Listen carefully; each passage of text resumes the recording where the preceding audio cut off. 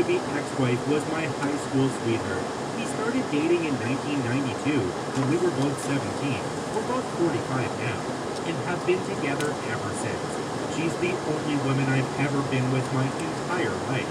We married 5 years later at 22, fresh out of college.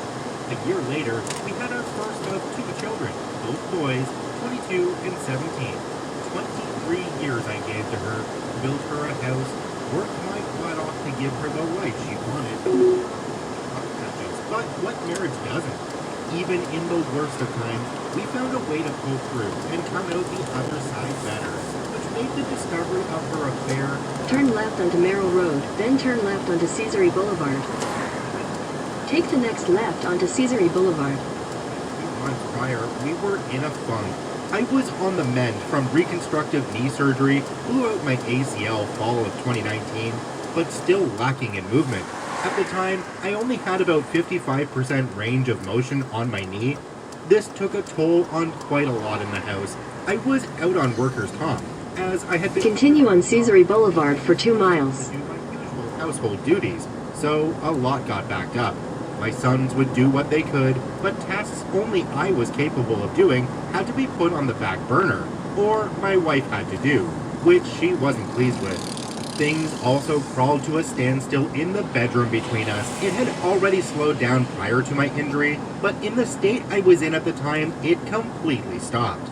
During these months, she, we'll call her Sue, was spending more time hanging with coworkers after work. Between November 2019 to March 2020, it was a regular occurrence for her. Naturally, I thought nothing of it. I've never in the 23 years I'd been with her had any reason to worry or not trust her. She has her friends, I have mine, and we have mutual. I'd go hang out with my friends all the time, and there was no issue. It was all above board. It was around January of this year that I noticed something odd. Sue started getting noticeably distant with me. Sure, we were in a funk, but she'd never deny me affection to that point. The usual hugs and kisses she'd give me came to a halt. Her phone was attached to her hand long before my suspicion grew, but she'd always share and show me things she'd discovered on the web, DIY ideas and recipes on Pinterest, memes, all kinds of stuff. But she was now being guarded about her phone. Even her interactions with me became more snippy, as if she couldn't be bothered. So we're now in March. COVID has arrived and New York City is locked down.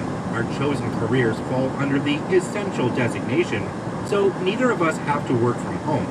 I'd just been recently cleared to return to work after 5 months on the shelf, and I was eager to get back after it, as 5 months on my butt rehabbing my knee and not being able to do physical stuff drove me nuts.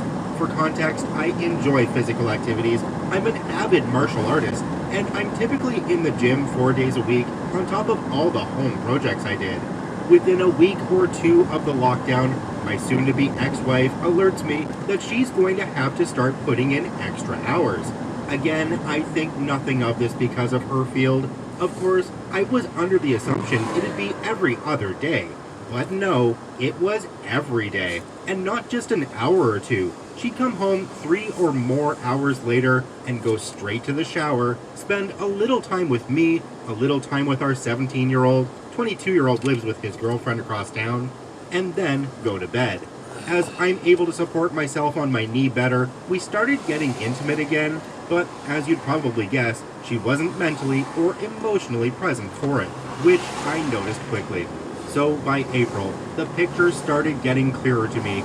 All the signs were pointing to the idea that she was having an affair. That's when I decided I needed to find answers. So I scoured the internet on things I should be looking for, signs of infidelity in one's partner, and sure enough, she was pretty much ticking all of the boxes on such behavior.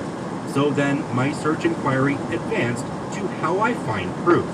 I started with her social media, looking at her Facebook entries from months prior. It's pretty much the usual. Pics of us and our sons, pics with her and her friends, and more than a few pics of her nights out with coworkers. In these pics, it's a mixed bag of her closest friends from work and a couple folk I've never met from her work. But I see one recurring thing in a number of these pics. One guy. In every picture he did. In one